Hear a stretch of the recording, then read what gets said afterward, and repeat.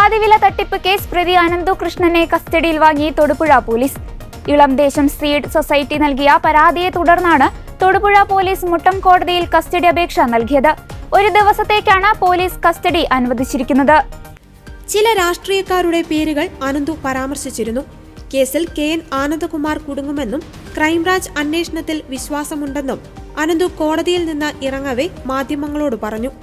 ജീവന് ഭീഷണിയുണ്ടെന്നും പോലീസും രാഷ്ട്രീയക്കാരും ഒത്തുകളിക്കുകയാണെന്നും സായിഗ്രാം ട്രസ്റ്റ് ചെയർമാൻ ആനന്ദകുമാർ കുടുങ്ങുമെന്നും അനന്തു കൃഷ്ണൻ പറഞ്ഞു. ഇളംദേശം സീഡ് സൊസൈറ്റിയുടെ കീഴിൽ 1.5 കോടി രൂപയുടെ തട്ടിപ്പ് നടന്നെന്നാണ് പരാതി. പാതിവില തട്ടിപ്പിന് നേതൃത്വം നൽകിയ NGO കോൺഫെഡറേഷന്റെ ചെയർമാനാണ് KN ആനന്ദകുമാർ. മുൻകൂർ ജാമ്യാപേക്ഷ തിരുവനന്തപുരം പ്രിൻസിപ്പൽ സെഷൻസ് കോടതി തള്ളിയതിന് പിന്നാലെ ചൊവ്വാഴ്ചയാണ് ആനന്ദകുമാറിനെ ക്രൈംബ്രാഞ്ച് അറസ്റ്റ് ചെയ്തത്. NGO കോൺഫെഡറേഷൻ വഴി നടത്തിയ തട്ടിപ്പിലൂടെ അനധികൃതമായി ധനം സമ്പാദിച്ചുവെന്നാണ് ഇവർക്കെതിരെയുള്ള കുറ്റം.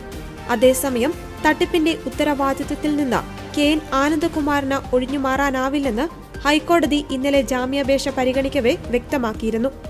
ആരോഗ്യ പ്രശ്നമുയർത്തി ജാമ്യാപേക്ഷ നൽകേണ്ടതില്ലെന്ന് സിംഗിൾ ബെഞ്ച് നിരീക്ഷിച്ചു. ജാമ്യാപേക്ഷ മെറിറ്റിൽ വാദം കേട്ട് തീരുമാനമെടുക്കാമെന്നും ഹൈക്കോടതി കൂട്ടിച്ചേർത്തു.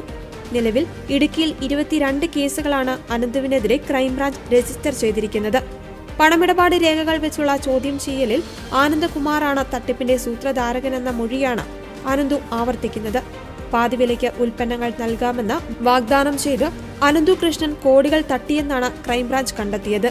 പള്ളിക്കുന്ന് എടച്ചേരി മാനസം ഹൌസിൽ A മോഹനൻ നൽകിയ പരാതിയിലാണ് ആനന്ദകുമാർ അടക്കം 7 പേരെ പ്രതികളാക്കി കേസെടുത്തത്. കണ്ണൂർ സീഡ് സൊസൈറ്റിയിലെ വനിതാ അംഗങ്ങൾക്ക് പകുതി വിലയ്ക്ക് സ്കൂട്ടർ നൽകാമെന്ന് വാഗ്ദാനം ചെയ്ത് 2,96,40,000 രൂപ തട്ടിയെടുത്തതാണ് കേസ്. അനന്തു കൃഷ്ണനാണ് ഒന്നാം പ്രതി. Doctor Beena Sebastian, Sheeba Suresh, KP Suma, Indira, Congress നേതാവ് ലാലി വിൻസെന്റ് എന്നിവരാണ് മറ്റു പ്രതികൾ. ആനന്ദകുമാറിന്റെ ശാസ്തമംഗലത്തെ വീട്ടിലും ഓഫീസിലും തോന്നക്കലിലെ സായിഗ്രാം ഓഫീസിലും ED പരിശോധന നടത്തിയിരുന്നു.